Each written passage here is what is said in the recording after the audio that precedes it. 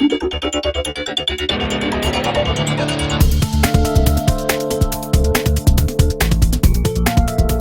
everybody, I'm Kevin VanOrd, and of course I'm senior editor here at GameSpot, and Victoria is here with me. Victoria, you're a Tryon Worlds. Yes, I am. And you're here to show us ArcheAge. I am, and I'm really looking forward to it, because ArcheAge it's our newest game that we have been releasing. It is developed by XL Games in Korea, and I'm really looking forward to showing it off to you guys, because it is such an amazing game. This weekend, we're working through all of the launch and everything, and I'm like, I'm just going to log in just for a few minutes, just to tend my farm. And about 6 hours later, I finally logged out to do work. Yay! So yeah, it's a lot of fun. So you've got that going now. You're at full launch now, correct? Or are you in early We're in early Head Start launch? currently. Head Start launch. Okay. Launch is tomorrow at 10 a.m. Oh God, exciting I know. and scary. It's it's all of that last minute stuff. We've got to make sure everything's in place. We're all set, all the little tweaks, and it's gonna be a lot of fun though. Looking forward to it. I'm really excited. Why don't we jump in? Sure. We can see who you've got going. So first of all, tell me about this character, this gorgeous green-haired man. Yep. And the bow on his back. So he is one of our elves. So there's 4 different races in ArcheAge, and elves are one of them. We have the Harani, the Nuyans, and the Firin. So the Firin are a cat race, and the other 2 are mostly human, or they look human. And he is actually wearing some of the crafted gear that we have in the game. So this is some of the best gear. It is actually the best leather set that you can get in the game, and it's all crafted. So you're going to have to get other players to help you out if you want to get the best stuff, which is really kind of cool. Actually, yeah. Now, that brings me, I guess, to start to a first question is, so I've played approximately 1 zillion MMOs in my life. Yes. I think it's an approximate number, but still it's around Sounds familiar. there. So when you're talking to people about ArcheAge, what is the first thing you say that convinces me that it's not just, oh, it's a fantasy MMO? Yawn. What is the what are the things that will get me excited as somebody, besides that gorgeous mount that has the coolest horns I've ever seen? Besides that, what are the things that are really going to get me in? So it really depends on what you like for ArcheAge. If there's a little bit of everything in this game. If you want to do PvP, it's open world PvP. So somebody could come up to you. Now, where we are right now is a safe zone, but in the majority of the zones, somebody decides they don't like you, on your faction or not. They can try to kill you. You can try to kill them. If you want open world Sandbox, you've got that in ArcheAge too. This area that we're in right now is actually one of the first areas where people learn about all of the different Sandbox features in the game. So all of these items here, as you can see, are all planted by a player. There's a quest, you have to plant some potatoes. You don't actually have to pick the potatoes up, so there tend to be a lot of potatoes on the ground. And over time, other people can go ahead and harvest them. So there's all of the open world stuff. There's all of the farming, the husbandry. You can raise animals, you can breed your own mounts, you can build a boat, build a farm cart, build a castle. All of that sort of sandboxy elements is all tied into all of the PvP. Because to build something, you've got to get resources from one place to another. And along that way, you're going through a lot of territory that other people can ambush you. Can we take a look at some of the moment-to-moment stuff? Yeah. Maybe you can fight something, because I like fighting in MMOs, as it turns out. And then maybe while you do that, because I'm curious about the PvP aspect in the open world. So to clarify, that's cool. We'll get to that too. But to clarify, so when you talk about, for example, the open world PvP, this is meaning all servers. Is that correct? This is just the way the game is, or is this something where I can join a server where I never need to worry about that, or can I turn that a bit? Can I just turn that off while I adventure? So it's on all of the different servers, so you can't turn it off specifically. But what you can do is, I've pulled up the map here, and you can see some areas are red. Those are PvP zones currently. There are other zones that could be PvP. Here we go, Halsonia. But they're not currently. They go through these times of peace. So if you don't want to PvP, just look at your map, see where is in a peace zone. And if you do want to PvP, look at your map, see where is in a PvP zone, and go for it. Okay. And all of the entire open ocean here, which is about a continent's worth of space, is all PvP as well. So both of them. So how does it cycle through that? I mean, when it decides to this area is going to be PvP and this area is not, is that on a timer or is that based on the actions of the players within those zones? It's a little bit of both. So generally speaking, you can.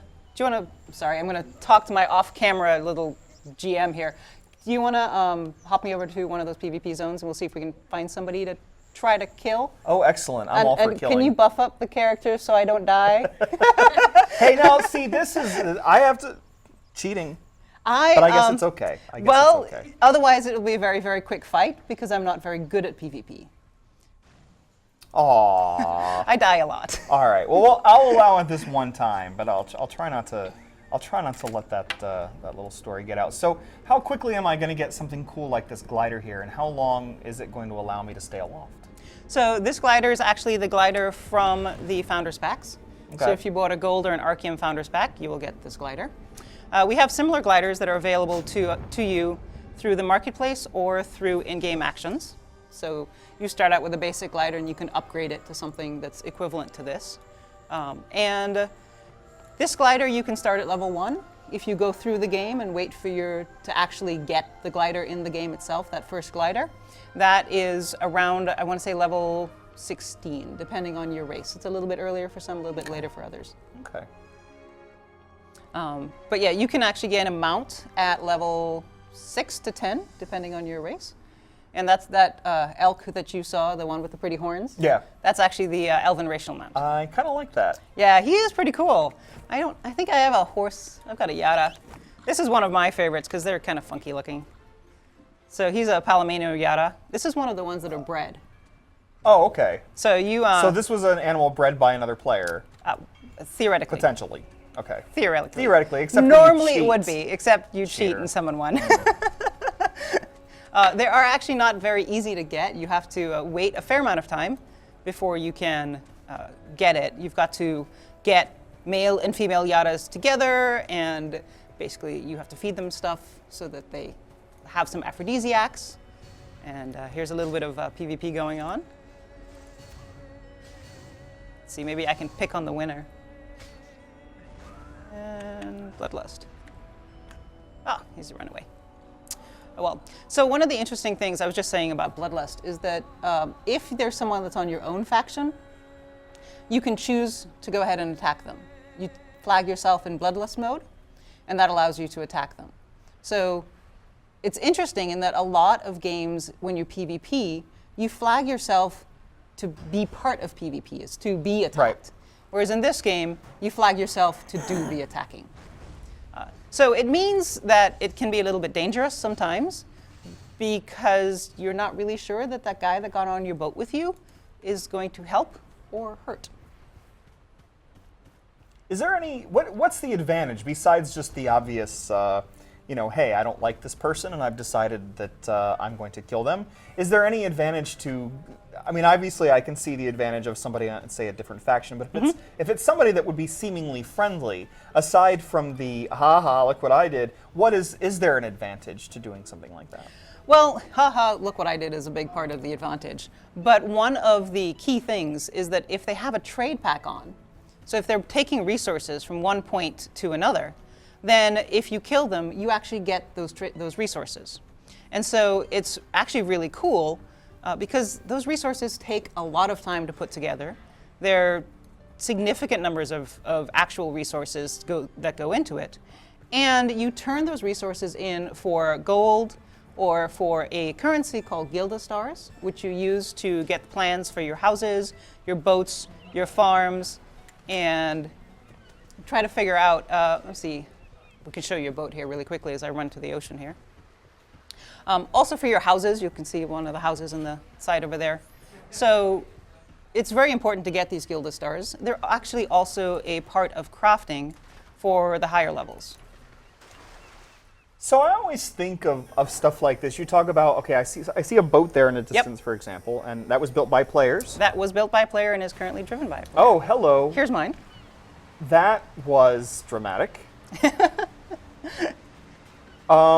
I look at stuff like this and I think, regardless of whether it's your giant behemoth of a vessel on the sea, or whether it's that little one over there, or things like player housing or what have you, I always think of this as stuff that it's going to take me forever before I get to the really cool stuff like, oh my god, I'm going to build a boat. How is this stuff paced through the course of the game? So that am I going to feel like it's like, oh my god, it took me 100 hours to get to the point where I feel like I'm getting something cool, or are you like teasing people with interesting things along the way to keep them invested? So it depends on what you're going for. That boat that somebody came by with is fairly easy to get with just a few hours of play. There's some resources you have to gather, there's Guild Stars you have to get. If you're focused on it, it's not going to take you that long. It's your choice. You can play along and enjoy the rest of the game, or you can do, which is what some people have done, like what I've done, is I've raced to get my farm, and I have an aqua farm and a regular farm, and now I'm going back to enjoy the rest of the game, because that was the piece that I wanted. And so we're going to prove just how poorly I can drive a boat here. Emma, do you want to pop over to me and fire off some cannons? I'll stop the boat for a minute. And so we're going to have our GM go ahead and hop on the boat, because the boats of this size are really designed for lots of players. To build this boat, it takes a lot of resources. So often you'll find a guild will get together with a lot of their friends and everybody will pitch in. Once the base dock has been placed, everyone can help and go ahead and contribute to building the boat, which is really nice. It also allows you to build the boats a lot quicker. Do you have cannonballs? They're in the command. I do. Do you want to drive? Yep. So one of the interesting things you'll see here is that, apart from the fact that I can't actually drive, different people can take over the boat. So Amory can come over and hop on the wheel, even though it's my boat. It looks like she's done that. And we're moving. she's stealing it from me. We have cannons on the side that you can fire cannonballs at each other. When you've got multiple ships together, you can go ahead and just throw fireballs at them or cannonballs at them. It will do damage to the ship itself as well as anyone on the ship. So. Now, how far back does the, in terms of wipes, like if I were to get the game, say on Tuesday, am I going to be in a situation where I'm going to get to see, even though I'm not necessarily participating, am I going to get to be on the shore and see cool things with boats already? Or is it going to be at a stage where we're not really at that point yet? Oh, this is a live server. So we're looking at one of the Head Start servers here right now. You can see their houses up here in the distance already. People are starting to build some of the bigger houses even. And that boat, which was now gone, was built by a player already. So hop on the servers on Tuesday. All of this is still going to be there. None of this gets wiped. And you can just kind of check stuff out and look around and see what everybody's got. I haven't seen anyone running around on a Yata, bread Yata yet, but I'm sure that won't take long. How do you balance that? You've got sort of the idea of two different types of MMOs that people talk about. There's the supposed theme park experience and the supposed sandbox experience. And my impression is that ArcheAge gives you both experiences to a degree. And I'm kind of curious, how do you pace that throughout the experience? How much of it would you say is one versus the other? And in terms of progression, how much of that is, dumped on you early as opposed to later and so on? Do they thread together in meaningful and interesting ways? So a lot of the more quest sort of oriented things are specifically aimed at making sure that you understand how to do a lot of the sandbox elements. So there is definitely some questing in there that you can go ahead and do, but there's also, it's really about what you want to do. If you want to follow all the quests, you can keep following quests. And if you want to break off and go ahead and just start playing, you can just go ahead and start playing. What do I get out of an experience like that? If I'm say a World of Warcraft player or something like that, where I'm so used to chasing exclamation points, what is it that's going to get me out of that usual mode that I'm in and gets me really into, I'm going to make an adventure and I'm going to feel like I'm actually getting something out of that rather than feeling like I'm just aimlessly going around? So ironically, the explanation points will. So the That first, is ironic. so the quests actually lead you through the different parts of the sandbox elements. So you have quests where you raise a mount. You have quests where you learn how to plant different things and learn how to farm. You see houses being built and help build a house. All of these are part of the quest line as you go through it. And so you're slowly exposed to the different things that are there in the game. And at any time that you want to go, hey, I want to focus on building boats, go ahead, focus on building boats. And you can just branch away from the quest line whenever you'd like. So yeah, so they actually did a really good job of the early quests show you all of the different elements. Is there any danger if I were to do that, that by the time I would return to where I left the progression, that I will feel like I'm, because a lot of the time in another MMO, say I'll go and do that stuff, then I return and I feel like I'm far too over-leveled for the things I'm doing now, that the rewards I'm getting are not equal to the effort that I'm giving. Is that a possibility, or is that something that you get around in some way? Oh, well, they're definitely sort of different zones have different levels. And so depending on where you left it, the mobs in that particular zone might be a little underleveled for you. But one of the cool things is that sort of most of the higher end games, so once you've hit level 30, it becomes this open plane of, okay, where do you want to go today? And that's, once you're there, oops, you try not to get run over by a chariot. Once you're there, it really is a lot of different things that you can do and decide what you want to do. So after that point, it's kind of hard to go backwards. Can we fight something? I would love to see some I know. of the... I am like, there's got to be stuff here to fight. I have my bubble and everything. Because that's always the question too. I mean, we've got, right now, I mean, a lot of people will say to me, oh, every MMO is just the same as the last. It's just one more way of doing what World of Warcraft already did, and so on and so forth, which I think is very silly. I actually think that MMOs do a lot of very different things from each other. And so that's always the curious part for me, though, is what is the moment-to-moment like? Because there are games that in the space that I think do moment-to-moment combat really well, but the rest that surrounds them isn't all that intoxicating. Or in some, there are sandbox games where, I think the idea of it all sounds very grand, but playing it just simply isn't very much fun. So what are the things about like the sort of the moment-to-moment stuff that you're doing here that you think are going to keep me interested if I'm not as interested in the broad stuff over here about building and contributing and so on? If I just want to go out and kill some stuff and have a good time, what's that like? So building your own class is actually really interesting with ArcheAge, and that's where a lot of that sort of moment-to-moment stuff comes in. It really depends on what you want to do and how you build your class. So you've got 3 different skill sets. We have a total in 10. You can mix and match them any way you want. So pick any 3 and go for it. If you want, you can have a fireball, you can have a guy who bashes with a shield, and who heals, all in the same character. But each one of these different elements has a number of combos, and you can see those combos down there. And those combos work within the same class. Like for instance, if I use the freezing arrow and then I use my fireball, I get some extra damage. But they also work across classes. And if you get a group together who have actually planned out their classes, they're almost unstoppable. Because you've got the folks that do the trip, and then the guys who do other things that make the trip worse, or their power gets worse because you're tripped. And so you can do a lot of different things like that, depending on how you want to build the classes and cross the classes. For instance, my bubble. So the bubble trap that I floated the creature up in the air with, that adds, if he's already shocked, then it does some damage to him rather than just hold him up in the air. And so there's a lot of stuff like this that you can sort of time out, or time with your fellow players, to make sure that it all works together. There's some combos you can do on your own, but it really works best when there's a big group of folks. I want to see more of that bubble. I Because like I the saw bubble. another player doing the bubble, and I was like, The I bubble's want to pretty do the sweet. bubble. Actually, I have my electric shock. And then we bubble him. Well, apparently I just killed him with the electric shock.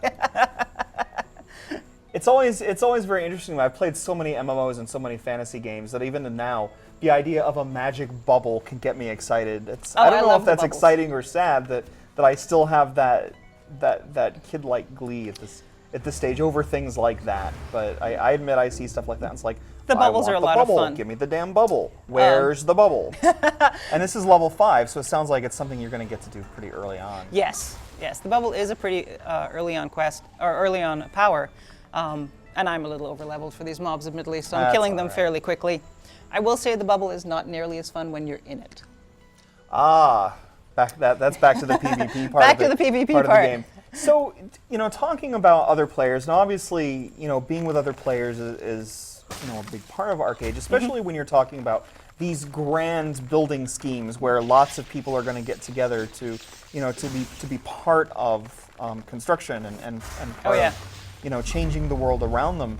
And of course, we've seen lots of other games, use various techniques to bring people together. Some of them, the old-fashioned, this is how you create a guild and join a guild, and more recent things like, in say Rift or Guild Wars, where it's like everybody's in the same area and suddenly a thing happens and you're all sort of just grouped together for that particular purpose. What are the things ArcheAge does to bring people together and then keep them there? So a lot of it has to do with, well, both the sandbox elements and the PvP elements. So we have a northern continent called Aurora, which is currently closed because we want to make sure that everyone has an opportunity to go ahead and claim land on Aurora. The reason that that's very important is because that's where you build castles. So guilds can get together, build a huge castle. Oh, and here's a town that can show you off what happens when people get together.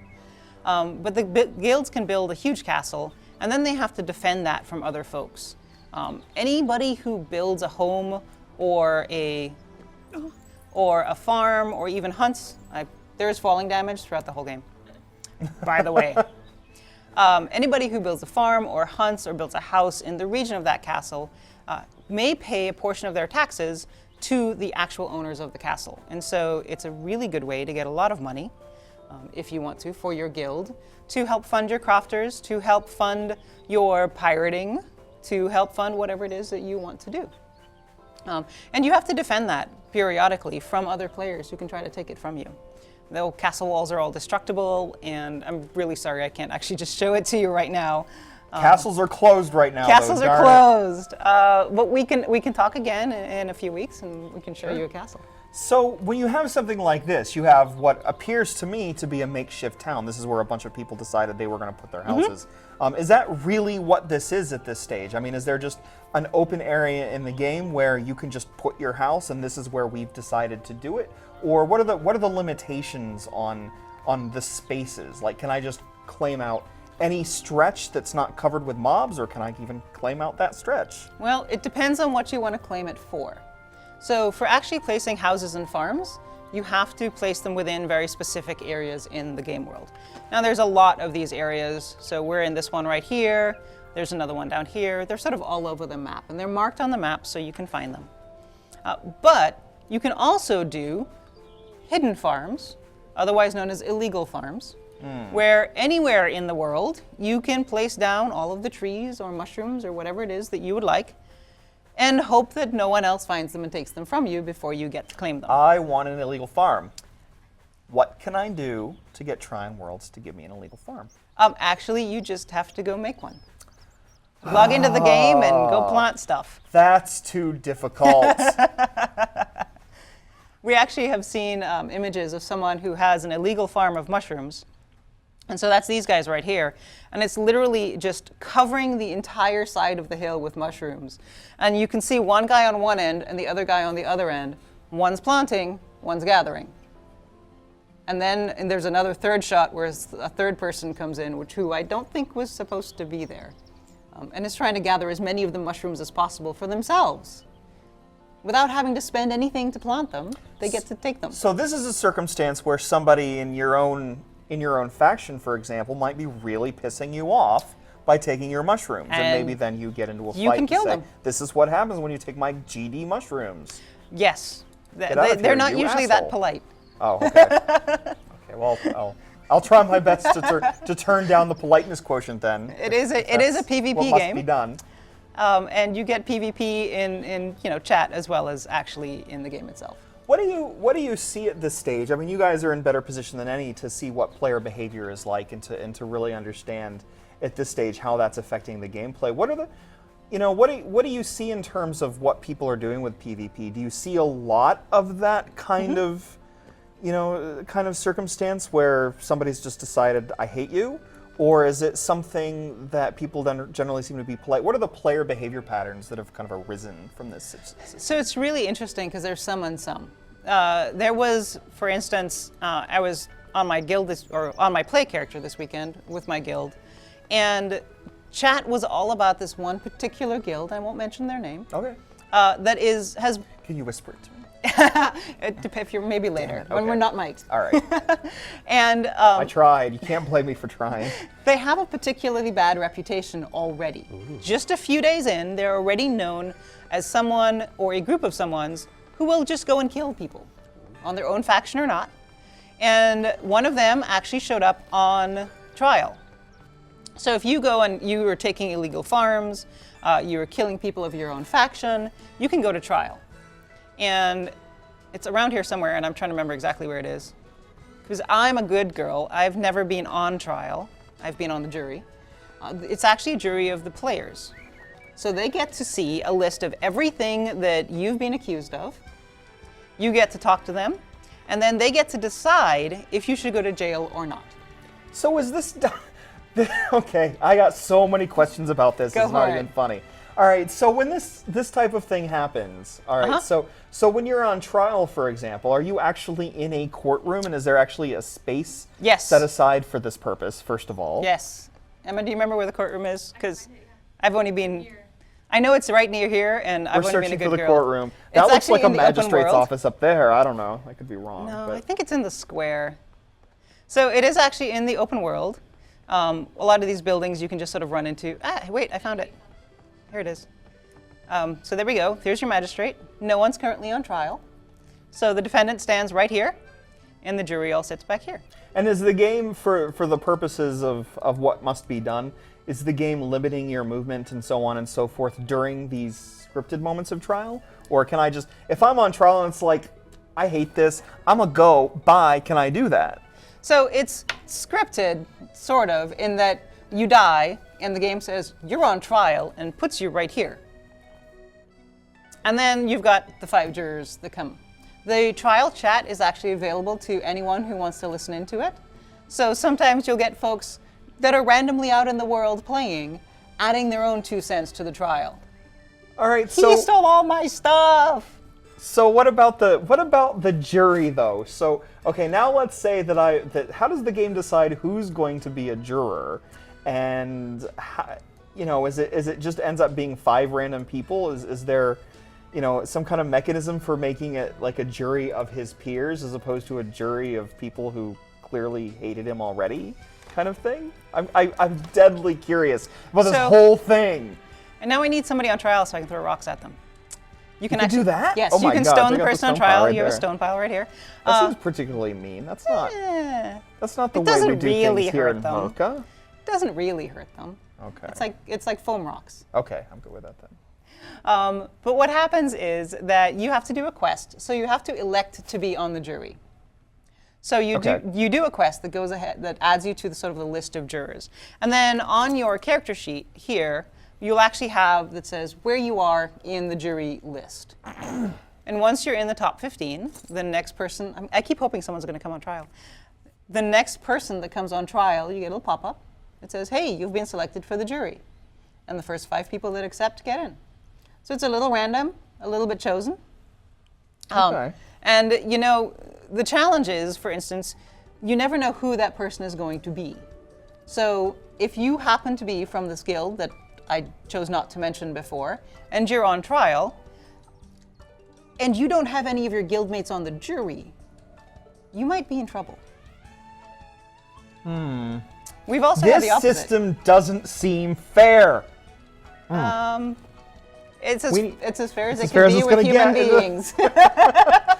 I demand to see the ArcheAge Constitution. I don't know that this thing without due process and jury of peers is working for... I'm kidding, obviously. But that seriously is really interesting. And have you... Are there any stories that have come out of these trials, things that are just bizarre or you can't believe happen? Because it just strikes me as it's the kind of thing where just anything can happen, and you remember a trial.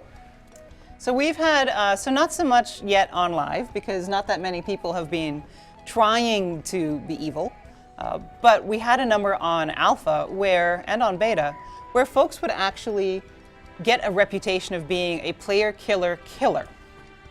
And so it didn't matter what they were on for, they would get off with the lightest sentence possible.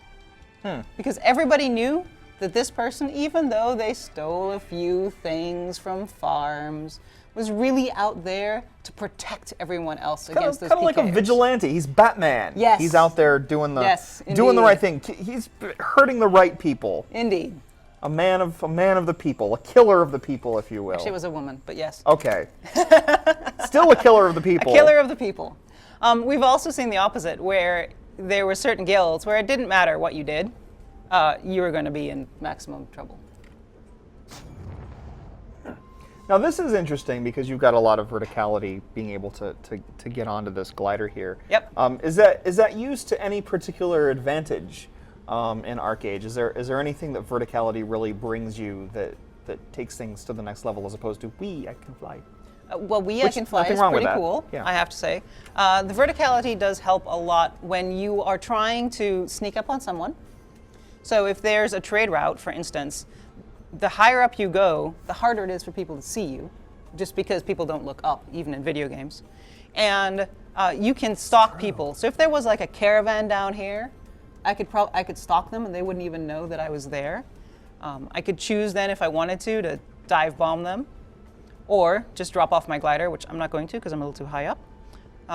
But you can also strafe them. So that's actually, see if I can do that again. So there were little dots on the ground. It was actually attacking anyone that was on the ground.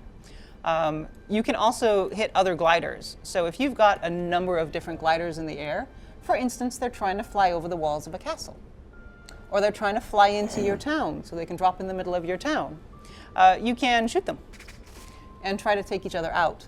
If you take any damage on a glider, you fall, and that can be pretty significant because, as I mentioned, there is falling damage.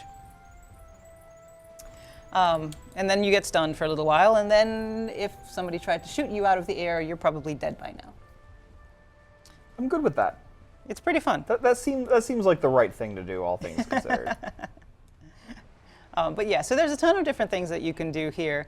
The verticality also increases your flight time.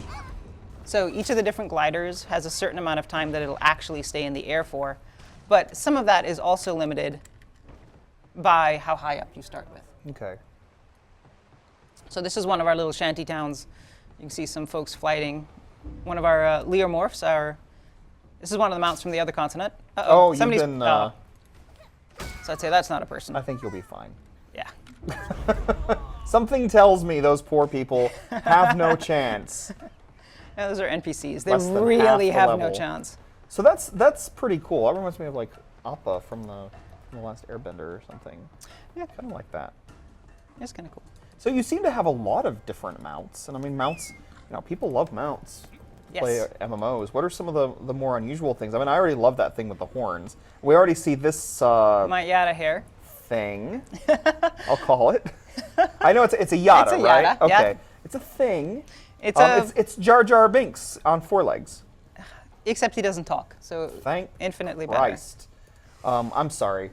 I'm sorry. I'm just very happy about that. But yeah, I mean, what are some of the more unusual things? And I'm just beyond that, like taking into account the mounts, just the world in general. I mean, what is the sort of tone that you think ArcheAge hits? Because obviously you've got some crazy looking animals and things like that. But is there if you had to describe the world in just a few sentences regarding what it is you want people to feel when they exist in it, what is that? So it's really about fun. It's what you want to do. You get to decide what you want, who you want to play with, where you want to play, what kind of thing you want to play with. You can also do fun things like armor up my mount. Where's my armor? People don't play MMOs because they want to have fun. But it's fun.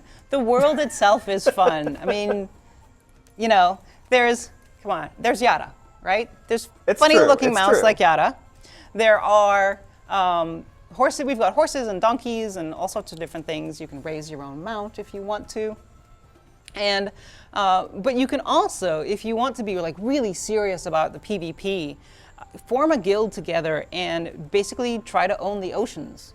People take resources from one continent to another to try to trade them in for gold and Gilda stars and crafting reagents. And you can try to own those oceans so that people have to pay you taxes to get across. We've seen instances, for instance, where people will actually say, I'll be a mercenary, protect your convoy of ships for 3 trade packs. So you give them a certain number of trade packs, and they'll bring in their whole guild, surround your convoy, and make sure that you are all set. I have to figure out where I am in the world now. There we go. This is what happens when you use cheat codes on my watch. There we go. All right. So anyway, oh gosh, I forget what I was going to say. Oh, I'm interested now. Like, let's get into the nitty gritty when it comes to the way you're getting money from us to allow ArcheAge to exist. Sure. Free to play, Yes. but you're talking about Gilda stars and other things like that. How is my real world money impacting my in-game experience? So it's kind of depending on how much you want to pay. We have something in the game called Apex, or it will be in the game tomorrow. And Apex is a way for players, stop that. Apex is a way for players who want to actually trade their in-game money. This is what happens when I'm talking and not playing. It's all right, I'm not very good at that either. Who want to trade their in-game money for credits. And then they can buy things on the marketplace. So if you want, for instance, to become a patron so that you can have land and houses, then you can either buy it with real money from our store, or you can buy it with Apex through using in-game money, buying Apex off the auction house from another player, and then using the credits that you've purchased to go ahead and to get your patron status. So there's a lot of different options that you can do that don't mean that you have to pay any money. A lot of the stuff that's on the store is focused on, I have a lot of health, so it's going to regen for a while. Simple things like, do you want to be on the auction house? For free players, we've got to be careful for people who are trying to do gold farming to have a little bit of protection. Sure. To make so sure if that you want to says actually you can buy your participate taxes. in that, you actually have to, to pony up a little. Right. Now you can always buy from the auction house. That takes nothing. Sure. So you're always fine there. Here we actually have some folks going on a trade caravan. So we'd mentioned earlier in PvP that if someone's got a trade pack on and you kill them, then you get to keep the trade pack. I'm not going to do it because it would be sort of mean to these guys when I'm on a buffed up character. But the trade packs that are on their backs, you can see. Come on. I'm not that mean. All right. Unfortunately, they also know these characters' names, so they know that it's me. Maybe if they didn't know it was me. All right. That's fine. But if you killed one of these characters, you would get to take their trade pack. And then you can turn that trade pack in for gold. These guys are growing cross land, so it's generally for gold. Or you can take it across the ocean for Gilda stars or crafting reagents. And sometimes you'll see like a line of donkeys surrounded by players who don't have the trade packs on. And they will often run off and go and kill people who look like they might be trying to impact the group. You've been lassoed in again. Oh, you've been saved. I've been saved. I don't know Someone about saved. this system. I don't know about this system. I've seen so many MMO cheats in my day. Yeah. Sometimes I wonder if those people that are killing me in games are just GMs trying to have a lark, but it usually just means that I was bad. Yeah, in my case, it often means that I just wasn't paying attention or something. But yeah, I mean, as you can see, there's tons of different vistas as well in the game itself. My stun immunity is ended. That's something we have in for PvP. If you get stunned, you can't get stunned again for a certain amount of time. So it makes sure that once you get unstunned, you can actually have a chance of going ahead and attacking folks. And there are skills that will also make you immune to stun. So if you see someone like they stunned your buddy, and so you don't want to be stunned, you can make yourself immune to stun for a little bit of time, and hopefully kill them. Some before houses they get to you. underneath the bridge there. Some houses under the bridge. Actually, those are NPCs? Those are NPCs. Oh, I was kind So I of looked hoping down there'd to see be what some they are. players that decided to put their houses under the bridge.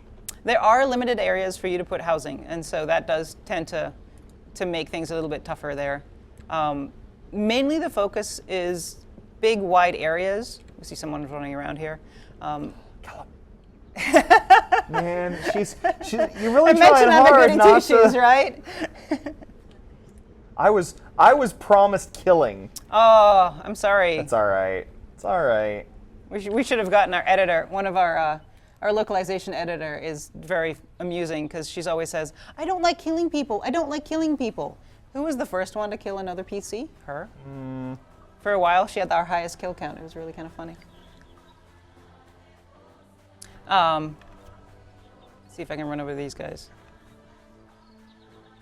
Well, at least the mountain goats are a little bit higher level than. Yeah. See, there's Those a are player. things He's from not that before. high level, though.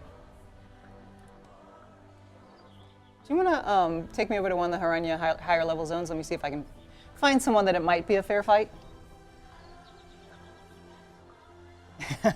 Well, at least we get to see a little But bit. you can see some of in it the going on distance, back and too. forth there. These guys are actually hunting some of the local wildlife here. Oh, he's got a combat pet. I didn't mention it before, but each of the different races can get a combat pet. And so there's wolves and cats and different things that they can help you fight. And they also start at a fairly low level, and they will level up alongside you as you fight with them. Anybody can. Does that mean anybody can be a pet class, or is that? Yeah, anybody can be a pet class. Okay, let's call it. That's awesome. I like pets. Yeah. So. You can choose not to as well. You know, it's completely up to you and what you want to do.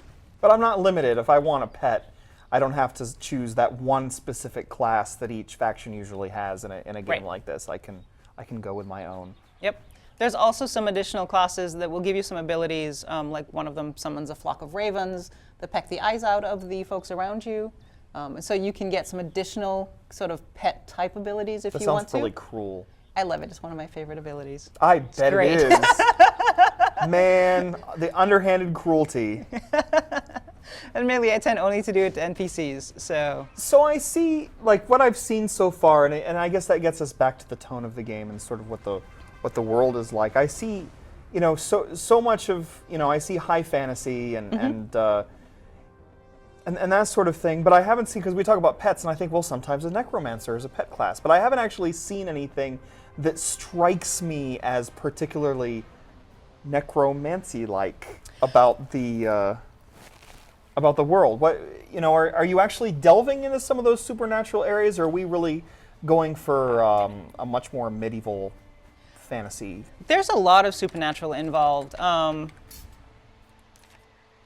Actually, I need to find I can pull up all of the different skill sets. There is one that is more necromancy-like. It has a lot of, for instance, you steal their life essence to help to heal you up. There's a lot of stuff like that. There's summoning different kinds of pets that are, some are more undeady than others. But there's not a specific, there's not like an EverQuest necromancer type class. Well, I've finally been granted a laptop, so I can see what everybody's saying. So if you have any questions for Victoria about ArcheAge, then send them my way. I'm looking at what appear to be both GameSpot and Twitch chats. So let me know if you have any questions for Victoria, and I'll pass them on. And remember, that means that I'm looking at what you're saying. So be nice, be polite. Oh, that's not a player. Come on, there's got to be players around here somewhere. There they are. Is there one behind me? Oh, on a Leomorph. Can I catch up to him? He just put on sprint. He's like, I'm running away. So a lot of the mounts have an ability that allows them to go faster for a certain amount of time. And that's very, very handy when all of a sudden somebody appears behind you on a glider and seems to be chasing you. And you want to run away. Like that person just did. But you're not cowardly. You'll show us how it's done. We'll get there. We just need Man, to. I keep People are just busy really killing trying PV. to push you. I know. And then I'm gonna have to apologize to them. So some people, obviously you're still in Head Start weekend, but Yep. there have been queues and lag and things like that are going to happen when an MMO launches, yeah. or at least sometimes happen when MMO launches. I want to be fair to people that I say I think it's okay to expect that they don't, but all those things considered, what are your guys' projections about what the full launch is going to be like, and sort of what to expect for people once they get in? I realize you don't want to dig your own grave, but as much honesty as you can offer would be great, I'm sure, for the people who are interested. Sure. So we actually just opened up 2 new servers this morning, and we are continuing to evaluate additional servers as needed for launch. So that's definitely something that's going to help with the queues. Keep an eye out for servers that don't have queues, and you can get into the game faster. There should be some. Also, the queues are things that really just show how excited everyone is about the game. And we've been really, really lucky with ArcheAge in that there are tons of people excited about this amazing game. And so that's part of the challenge, right? As I said, I got in and I played for 6 hours yesterday.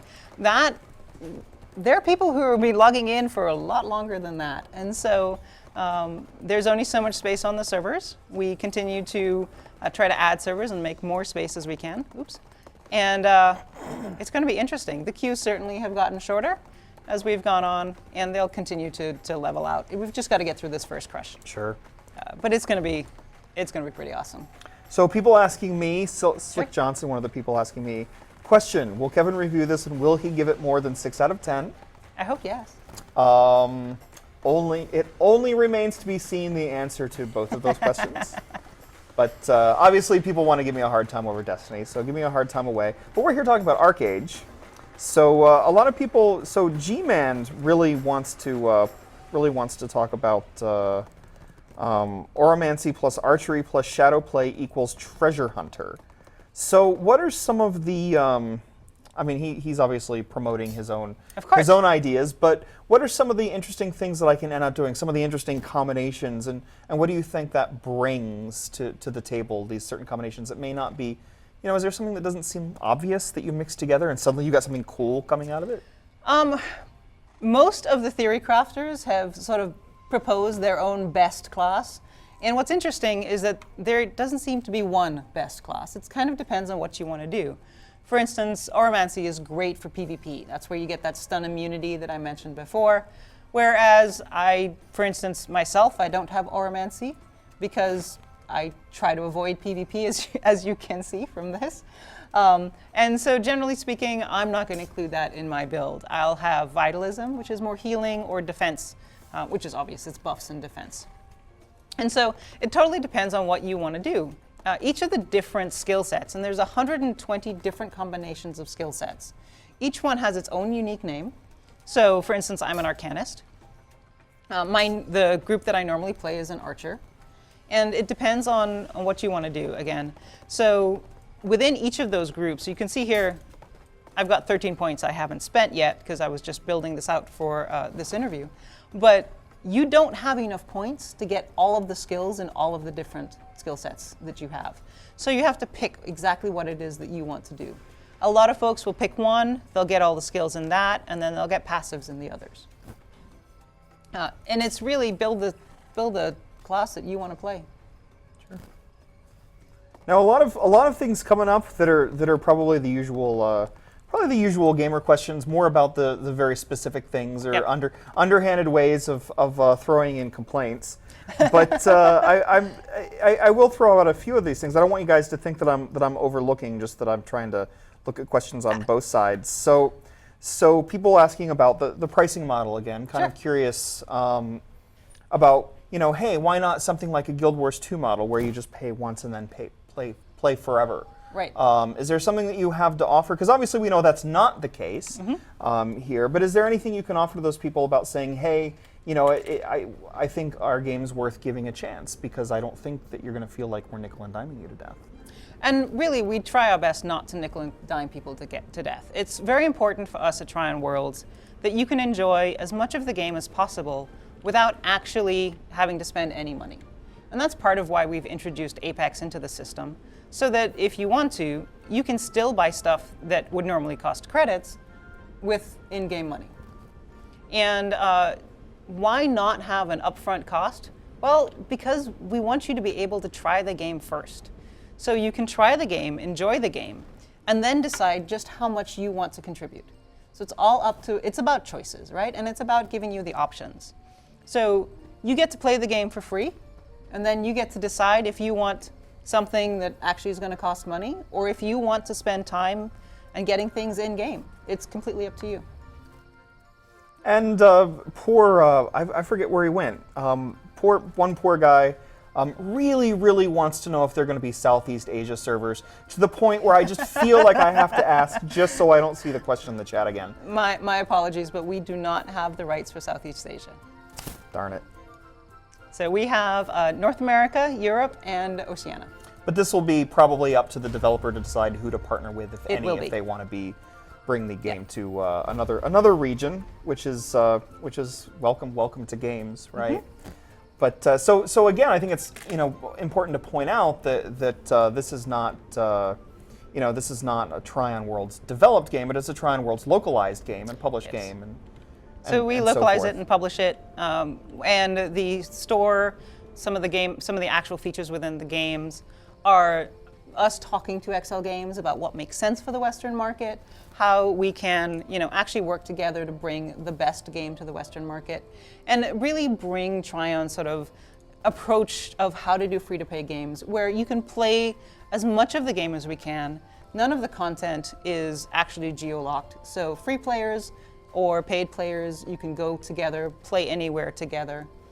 The only feature that is currently locked to only patrons, and again, you can get patrons through in-game money through Apex, is the actual ownership of land. And if you want to, you can have one of your friends get patron status and share that land with everyone else. So you can all still enjoy what you can get out of land without having 3 people having to get Apex and get patron, or 3 people having to buy stuff. You just get one person, pitch all your gold in together, get the Apex, get the patron, and you're set. Sure. Something else coming up here, a couple of things. People are interested in the looks of the game, obviously. You've got, but they want to make sure that it can run. And obviously, when you make an MMO, you want as many people to play as possible, but you also want the game to look pretty. Yeah. So what do you think about the minimum requirements?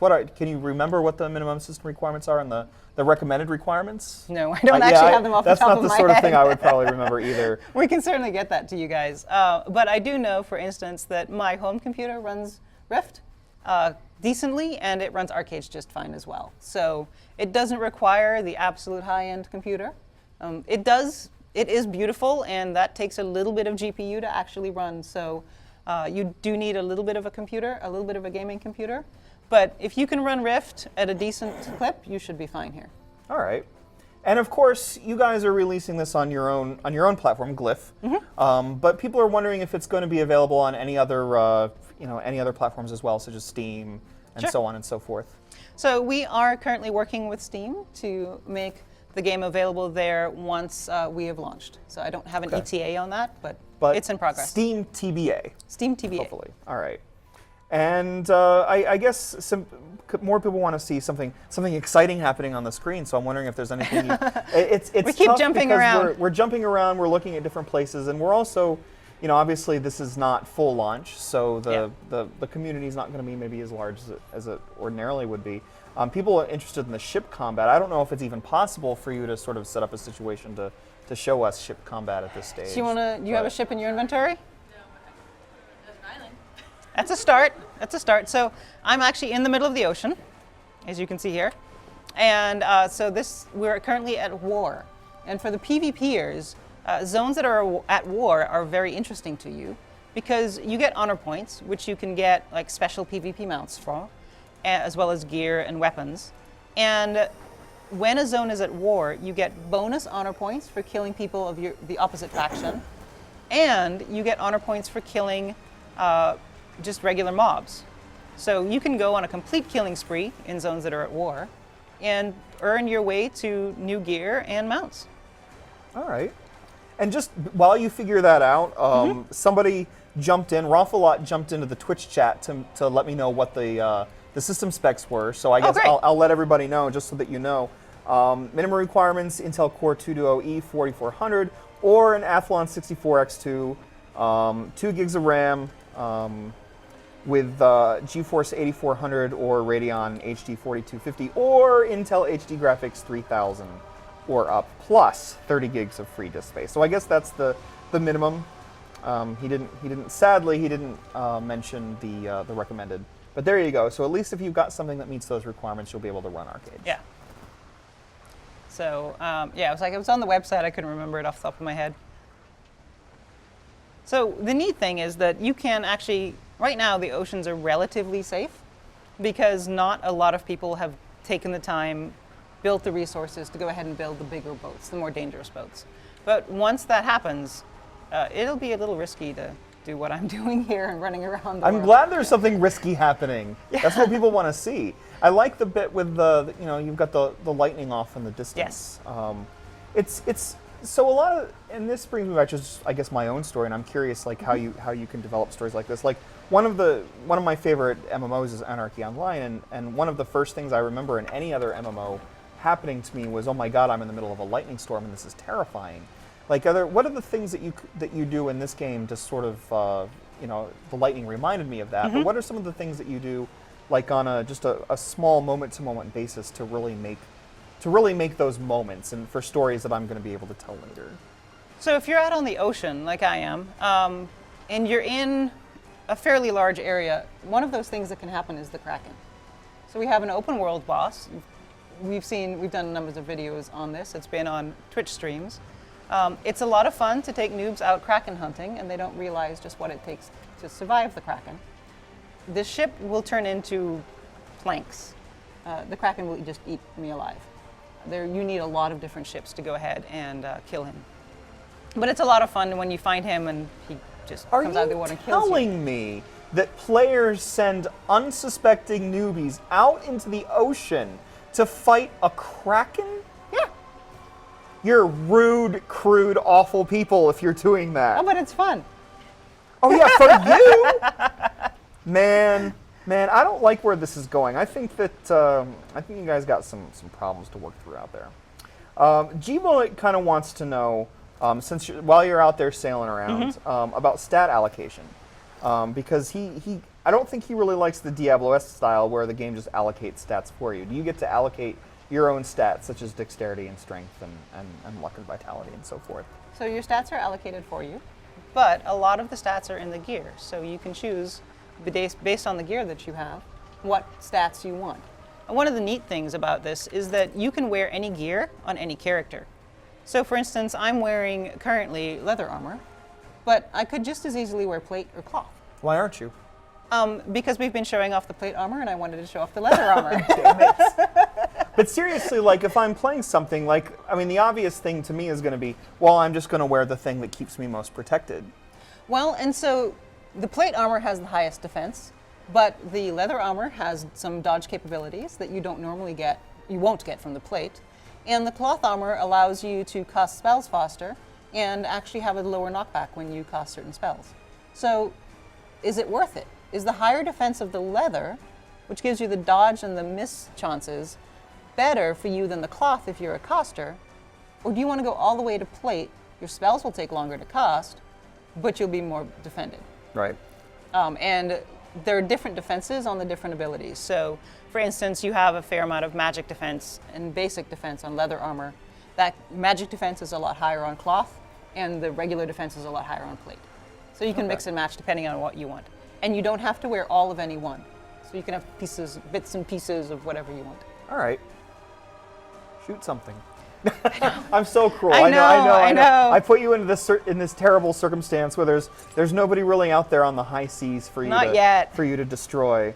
But I think who had a question here for a second? I'm sorry. I'm all over the place. Oh, That's fine. Goobshoe Riot wants to know about pets. And again, I said before, I love pets, but are you limited to just the one pet at a time, or are there Yeah. classes that? Okay, Just one pet at a time. just one pet at a time. Mm-hmm. So my whole Path of Exile deal of having like 20 skeletons trailing behind me, not so much of a thing here. Not so much. Oh darn! You can with certain, like I said, there are certain abilities that will give you some short-term pets that will go ahead and follow you around. How dare you not do a thing that another game does? You know. Very, very rude of you. ArcheAge does a lot of things that other games don't do. Obviously, yes. G-Ball, well, thanks us for the answer. You're welcome. So I feel like, is there anything that we're missing? You know, we've gone through so much stuff Oh, yeah. today. Is there anything in particular that you feel that we missed? So I guess maybe just responding to a cute cat's question might be a good way of closing things down, because then you can sort of express the basis of ArcheAge. So he says, how does this game do to other games in the same genre? WildStar, WoW, and so on. You know, obviously, you know, like if I'm looking at this wide berth of games, this huge selection of games, why am I going to play ArcheAge? Because you like options. So ArcheAge is about playing the way you want to play in a dangerous world. You can, if you want to, try to avoid PvP, but you've always got to be paying attention. You're always aware that that person on that glider that just flipped open their glider behind you could be coming to kill you. It's always about what, you know, I don't know what this guy on the boat, here's two guys on a boat with a trade pack.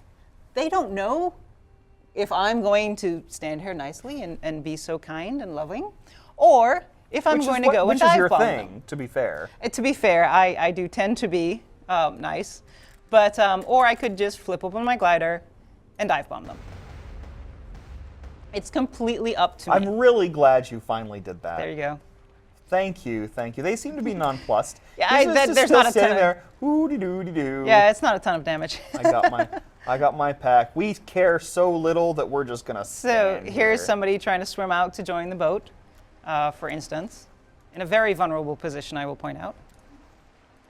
Well, but you're not helpful now that you're not I'm killing not. him now that you're not on your I'm not. on your glider. Well, it's not as kind of like the death from above thing. It's a lot You're more very fun. kind. See, the thing is, I play games very nicely, but I don't even know if I'd be able to not take advantage of a circumstance like that. So, I don't know. Yeah, well, there's also the rage of, and the GM killed me. That, you know, is something I'm So not you that have to, fond of. you're okay. Yeah, okay. they know this You have to character. They know protect this the- is a GM character. Protect the good name of Tryon Worlds. We do. Yeah. We do. All right. But yeah, so there's, you know, and it doesn't matter where you are, there's always that chance of somebody's trying to kill you or take your stuff or, you know, hurt you or your pet or your mount. And so there's this layer of danger, no matter what you're doing, that makes ArcheAge really, really exciting. Even for people like me who aren't big into PvP and are generally into farming. I'm ready, maybe. It's a lot of Maybe. fun. I think I've got the game, and it's funny because before we had some stuff happening in the office the last couple of weeks, and I didn't get as much time to play the game as I wanted to. But I think maybe with launch tomorrow, maybe I'll finally jump in. And no, don't you? So somebody put me in a bad situation. Draugr typed, "Fix your hat if you don't like the game." I fix my hat regardless. I just read that. So don't you even put hat words in my mouth. Because I'm on record. Did you know I once ate a hat? Did Because I made a prediction that didn't come true and I'd said that I would eat my hat. So I actually made a hat out of rice paper and ate it. Nice. Yes, this is unrelated to ArcheAge. Well, that's good. Okay.